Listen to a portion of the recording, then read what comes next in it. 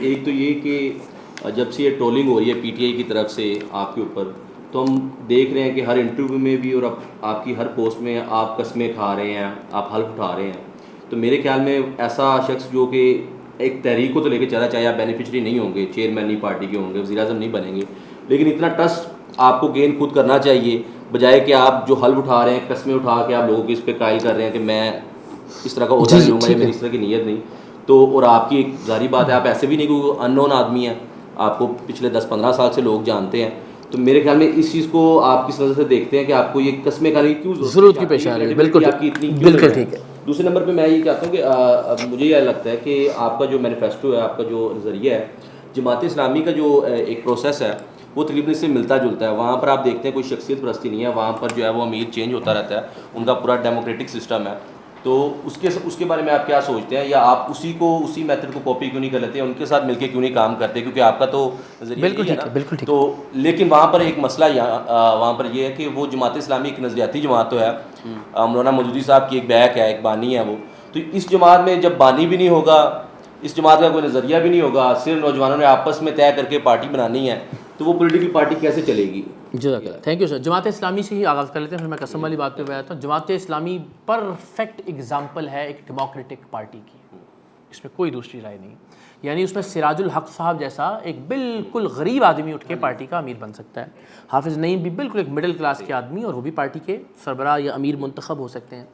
جماعت اسلامی میں بہت ساری اچھی باتیں ہیں جو الٹیمیٹلی ہمیں اڈاپٹ کرنی چاہیے، مگر یہ آپ نے خود ہی اس کا جواب دے دیا کہ وہ ایک اسپیسیفک نظریے، مولانا یعنی ایک مکتبہ فکر میں بھی اسپیسیفک ایک مکتبہ فکر کو ریپرزینٹ کرتی ہے. تو شاید بہت سارے لوگ، جس میں کوئی کرسچن ہوگا، کوئی شیعہ ہوگا، کوئی دیوبندی ہوگا، کوئی بریلوی ہارڈ کور ہوگا، کوئی اہل حدیث ہوگا، ان کے لیے شاید وہ کمفرٹیبلٹی کا لیول نہیں رہتا. تو آپ کو ایک سینٹرل پاور یا پولیٹیکل فورس یا پلیٹ فارم چاہیے یا پارٹی چاہیے کہ جس میں سب لوگ ایکولی آ جائیں، جس کی کوئی ایک اسپیسیفک، میں یہ نہیں کہہ رہا کہ خدا نخواستہ وہ برا نقطۂ نظر ہے، میں یہ کہہ رہا ہوں کہ چونکہ وہ ایک مکتبہ فکر ہے، ایک تھاٹ ہے، تو اس تھاٹ سے ضروری نہیں ہے کہ سارے لوگ متفق ہوں. تو اس لیے مجھے لگتا ہے کہ ایک تو یہ، دوسرا جماعت میں بہرحال مجھے لگتا ہے ترجیح جو ہے وہ تربیت کے معاملات پر، اور ان کی اپنی بہت ساری، تو ایک ایسی ہارڈ کور پولیٹیکل پارٹی جو سینٹرل ہو، جس کا مقصد الیکٹورل پالیٹکس ہو، صرف وہ زیادہ ڈیلیور کر سکتی ہے، زیادہ پرفارم کر سکتی ہے. اس کے باوجود جماعت اسلامی نے کے پی کے میں بھی حکومت بنائی، ان کا کراچی میں بھی میئر رہا، تو ان کی اچیومنٹس بھی بہت ساری ہیں، مگر یہ چیلنجز بھی ساتھ ساتھ ان کے ہیں. تو یہ دوسرا، قسم کھانے سے مراد بدقسمتی یہ ہے کہ آپ کہہ رہے ہیں کریڈیبلٹی. اور بھائی اس ملک میں جہاں پہ آپ کا جو سب سے پاپولر لیڈر ہے، اس کی سگی بہن کو سٹنگ چیف منسٹر کہتا ہے کہ یہ ایجنسیوں کی ٹاؤٹ ہیں، وہاں پہ آپ کیسے یقین دلائیں لوگوں کو اپنی کریڈیبلٹی کا، اور کیسے آپ بتائیں کہ بھائی میں ٹھیک بات کہہ رہا ہوں؟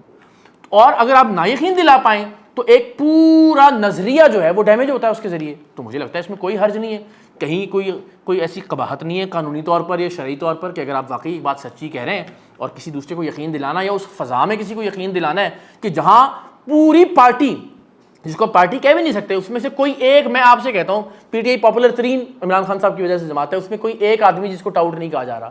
میں نے آپ کو مثال دی، ان کی بہن پر سٹنگ چیف منسٹر نے الزام لگایا کہ ملٹری انٹیلیجنس سے رابطے میں. تو وہاں بھائی ضروری ہے، مجبوری ہے، آپ نے اپنی وضاحت بھی دینی ہے بار بار، اور یہ سوچ کر نہیں کہ مجھے لوگ اچھا سمجھیں، یہ سوچ کر آپ نے بار بار وضاحت دینی ہے کہ جو کاز آپ لے کر چل رہے ہیں وہ کاز ڈیمیج نہ ہو، اس کاز کو نقصان نہ پہنچے. تو مجھے نہیں لگتا اس کے اندر کوئی حرج ہے، میری نیت پروردگار کی ذات جانتی ہے. تو یہ میرا اس کو جواب ہے. آپ کے جو ناقدین ہیں وہ یہ کہتے ہیں کہ 2017-18 میں اقرار حسن صاحب نے ٹیم سرعام بنائی، اور وہ ایک نوجوانوں کے لیے ایک جذباتی مثالہ تھا، نوجوانوں کے ریوڑ کو اکٹھا کیا گیا، مینار پاکستان بھرا گیا کراچی، اور پھر مطلب آپ دیکھیں کہ ریکارڈ بنے. جی الحمدللہ. جی جی جی. تو وہ کہتے ہیں کہ اس کے بعد پھر اقرار صاحب غائب ہو گئے.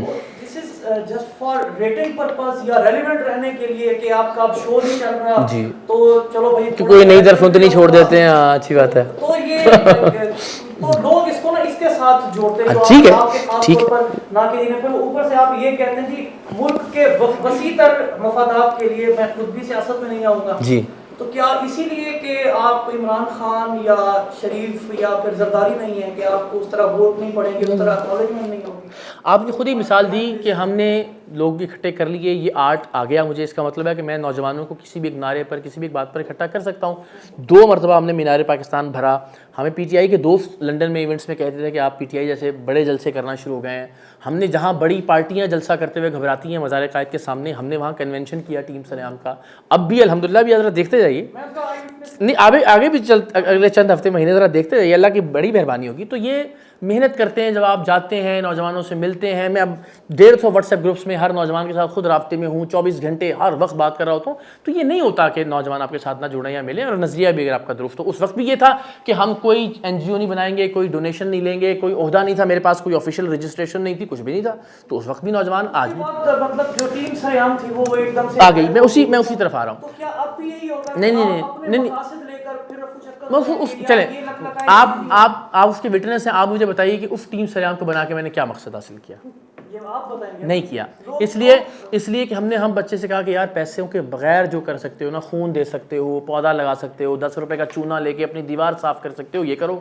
ٹھیک ہے, یعنی ہم نے خود لوگوں سے منتیں کر کے کسی کو کہا یار تم 500 شرٹیں دے دو یار, یہاں پہ اپنا لوگو چھاپ دو. کسی کو کہا یار تمہاری بڑی مہربانی ہے, میں ویڈیو بنا دیتا ہوں, یار ہمیں ساؤنڈ سسٹم دے دو مینار پاکستان کے جلسے کے لیے. ایسے کام چلایا نا, اللہ کی ذات جانتی ہے. حرام تھا, منع تھا, اقرار الحسن زندہ باد کا نعرہ نہیں لگے گا اس پارٹی کے اندر, اس پلیٹ فارم کے اوپر. یہ طے تھا کہ کبھی اقرار الحسن کا کوئی پروگرام یا ٹویٹ یا فیس بک کی کوئی چیز پوسٹ نہیں کی جائے گی, کہیں یہ نہ لگے کہ لائکس کے لیے اور فالوز کے لیے اور ویوز کے لیے یہ کیا. اب تو ہم کہتے ہیں, چونکہ ہم اس نظریے کی بات کریں, پہلے ٹیم سریام میں بین تھا, یہ مکمل پابندی تھی ان تمام تر چیزوں کے اوپر. لیکن میں اس میں جو آپ کہہ رہے ہیں نا ایک دم سے غائب ہو گیا, وہ غائب نہیں, 2018 تک 19 تک ہم نے کیا, پھر کووڈ آ گیا. تو کووڈ میں یہ لالچی پولیٹیکل پارٹیاں تو ایکٹیویٹیز کرتی رہیں, لیکن ہمیں یہ تھا کہ ظاہر ہے اجتماعات پر پابندی اور باقی بہت ساری چیزیں ہیں, تو ہم نے پھر اس کو کووڈ کے زمانے میں ساری ایکٹیویٹیز سوائے اس کے ہم کچھ راشن پہنچاتے تھے لوگوں تک, وہ کام کیا. اس کے بعد پھر اس کو الٹیمیٹلی سلو ڈاؤن کیا ہم نے.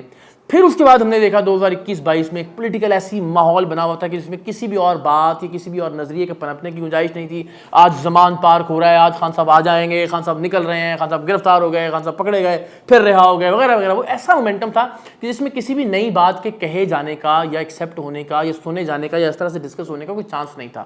تو یہ اچھا ہوتا ہے کہ آپ اچھی بات کو تھوڑا سا دیکھ لیں کہ کس وقت پہ کی جانی چاہیے.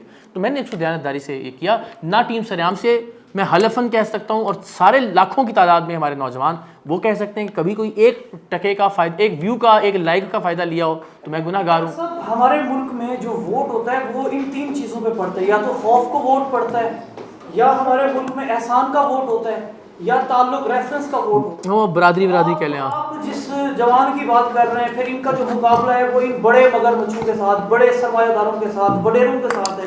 تو اس کی جو کامیابی ہے یا اس کی جو سکسیس ریشو ہے, اس کو آپ کس طرح دیکھتے ہیں کہ یہ جو آپ کا پروجیکٹ ہے کتنے ٹائم میں یہ اپنے جو مقاصد؟ یہ تو میں نہیں, ظاہر ہے کوئی میں نجومی تو نہیں میں بتا سکوں کہ ایگزیکٹلی کب ہوگا. لیکن آپ دیکھیں نا, آپ نے کہا خوف یا احسان یا تعلق یا برادری یا جو بھی وہ آپ کہہ لیجیے, مجھے لگتا ہے کہ یار کبھی نظریے کی بنیاد پر بھی ووٹ پڑنا چاہیے.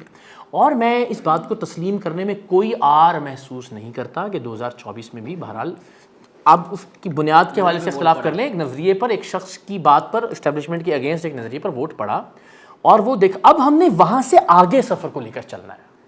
بہت سارا کام اچھا ہو گیا ہے, اس میں کوئی شک نہیں ہے, بہت ساری چیزیں بہتر ہوئی ہیں, اور اس میں کریڈٹ عمران خان صاحب کا ہے, جہاں جس کو کریڈٹ دیا جانا چاہیے وہ دیا جانا چاہیے. مگر اب اس بنیاد پر ہم کسی ایک ایسے نظام سے غافل نہیں, میں نہیں کہہ رہا کہ میں نے تو کہا 2 بار بن جائیں آ کے وزیر اعظم, بنائیے پی ٹی آئی کے دوست اگر چاہتے ہیں تو مجھے اس پر بھی کوئی اعتراض نہیں ہے.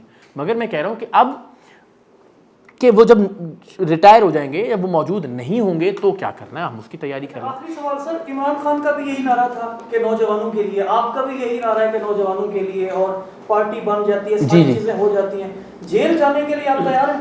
نہیں, میں ویسے تو تیار ہوں, میں نے جیلیں بھگتی ہوئی ہیں. میں نے جیل بھگتی ہوئی ہے, سریام میں بھی بہت سارے مقدمے سب کیا. نہیں میں وہی کہہ رہا ہوں, آپ سے عرض کر رہا ہوں. لیکن میں مینٹلی, مجھے آج جیل بھیجنے مجھے کوئی مسئلہ نہیں ہے. مگر یہ ہے کہ جب میں کوئی فیصلے کا اختیار اپنے پاس نہیں رکھ رہا, جب میں کوئی عہدہ اپنے پاس نہیں رکھ رہا, پھر بھی اگر کوئی جیل بھیجنا چاہے تو میں 700 بسم اللہ